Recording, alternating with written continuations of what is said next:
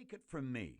I know, in spite of the little detainments, disappointments, disillusionments, I get the lucky breaks. I get the signal to go forward. I have delayed long, but at last I get the green light. Those were great words by Lloyd C. Douglas. I want the information you are receiving in the Freedom Series to help you see the green light.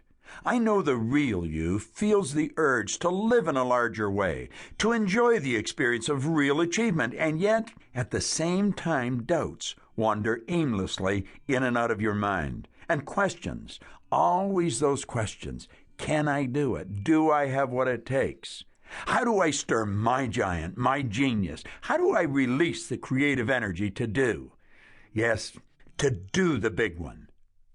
You can begin by thinking about what you really want to do. What do you really want to do? Realize that life is not a practice run. You're not going to go by this way again. This is it. It's important to remember that every time you are tempted to play it safe.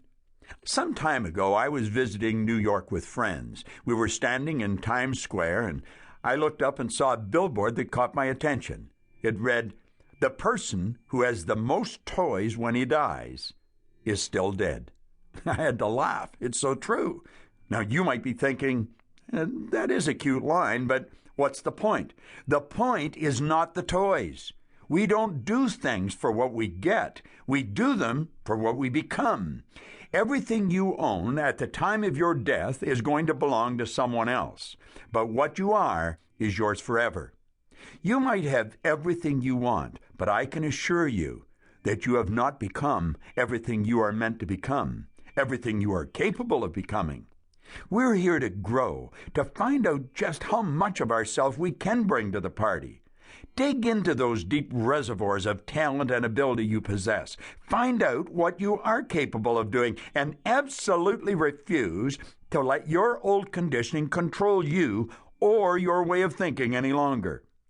The idea that is capable of transforming your life, that dream that slides into your consciousness when you're enjoying a quiet moment, the big one, the big one, sits there in the depths of your mind, waiting to see the light of day. Step out right now and do it. Turn a spotlight on it so all the world can benefit from its beauty.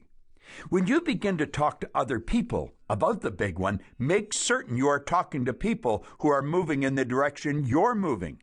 Don't talk to the naysayers, the person next door, or Uncle Harry who wants you to play it safe. You don't want to play it safe. You want to get right out there and live on the edge, where you must bring the best of yourself to the surface. Personal experience has taught me that committing to execute the big one requires courage. At times, a lot of courage.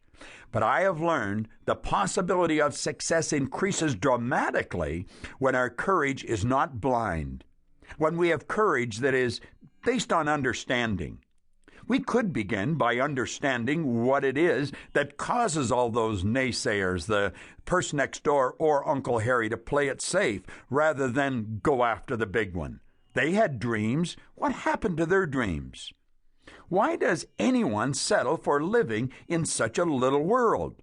This follow-the-crowd group has courage, but it is shallow, it's hollow, it's weak and blind. It will not stand up to the test of discouragement, disappointment, and defeat, which are always part of the toll we pay on the road to freedom. This brings us to the subject that is probably one of the most important you will ever learn in your entire life, a concept that less than 5% of our population comprehend.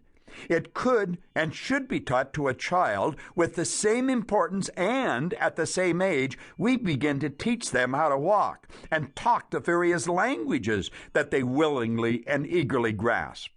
Lack of understanding of this important concept has ruined many young lives by distorting their budding young self-image and causing the concept of inferiority, lack, and limitation to be accepted as a very real part of their lives.